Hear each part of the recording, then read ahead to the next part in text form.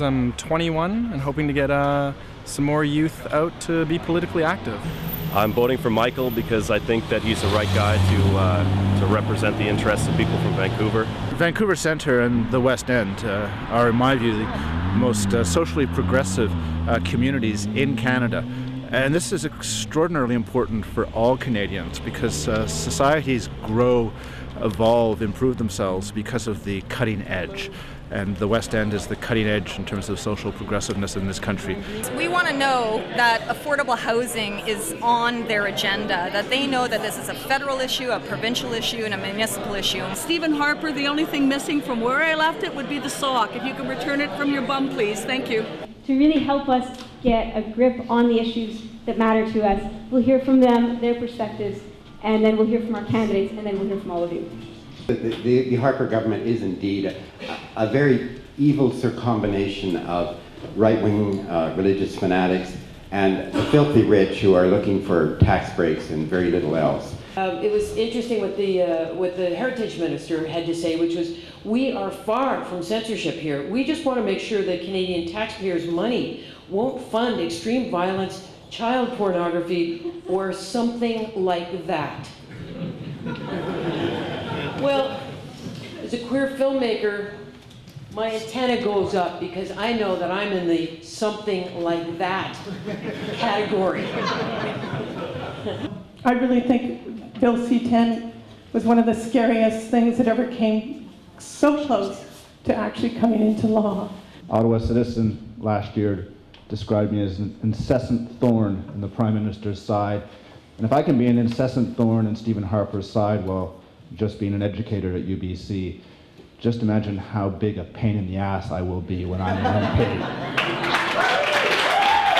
Before you jump in, Heidi, I just want to take a moment to welcome Lorne to our town hall. And just before you in, we're just talking about Bill C-10 right now, and we've heard from our community panelists on why that was a concern for them, and now we're talking about the apparent reversal on that clause. And now, it's one thing for Michael to accuse me of a great many things, but I will have to defend myself, guys. You know me. Michael says he stands up and he's not afraid of anybody. Well, neither am I.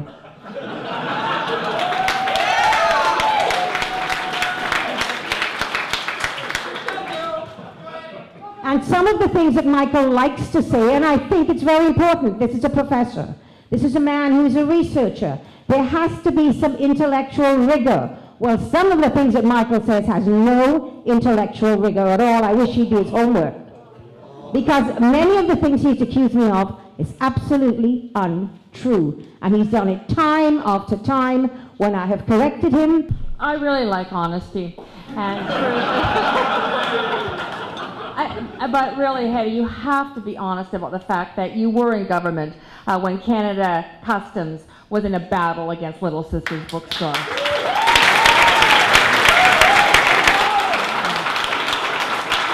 Why Bill C-10? What happened to it? And there is the story here. But you know what really happened to it? The Conservatives realized they're going to lose the majority government because of Quebec. And arts and culture is so strong in Quebec that it was political expedience. It was political expedience on their part.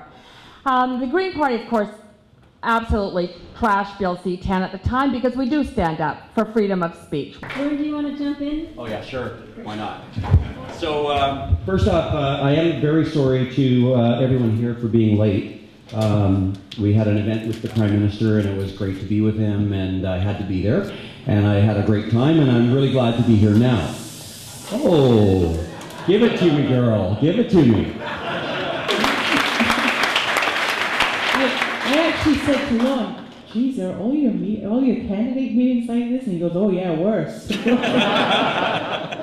Certainly one thing I've learned over many years is that when a right exists, and they're usually not given, they're fought for and won, but when rights are there, you have to be vigilant about them. I think I could use up any amount of time telling you to strategically vote for someone else other than Stephen Harper. Actually, I kind of like what the guy stands for.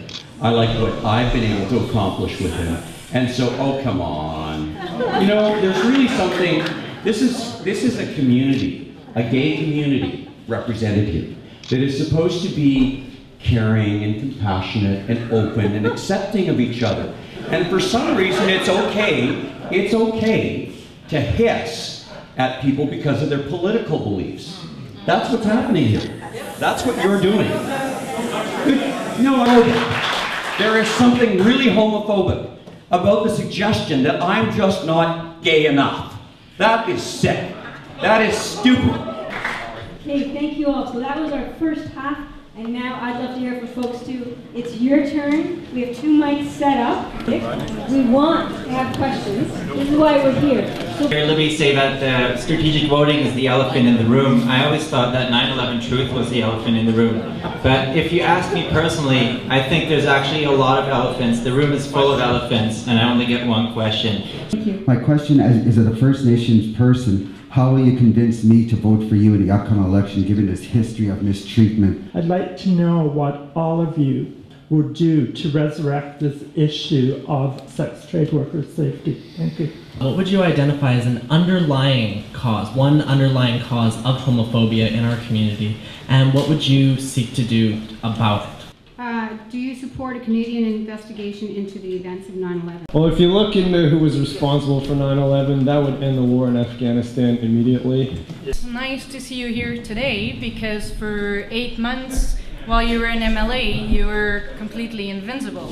And we're just wondering why you accepted pay when you were invisible and not in the writing. What positive actions are you personally prepared to take to ensure the future adults of this country are supported in becoming productive citizens instead of turning out to be problems? And to Mr. Mayencourt, I ask, how will your party respect the majority of Canadians who will not be granting you a mandate? I haven't heard a discussion about the $60 billion cuts that the federal government, Harper's government, has made to the arts. How can you, as a gay person, justify being a candidate with a Prime Minister who says there is no place in the Conservative Party for homosexuals, and he made that statement after the 2005 election?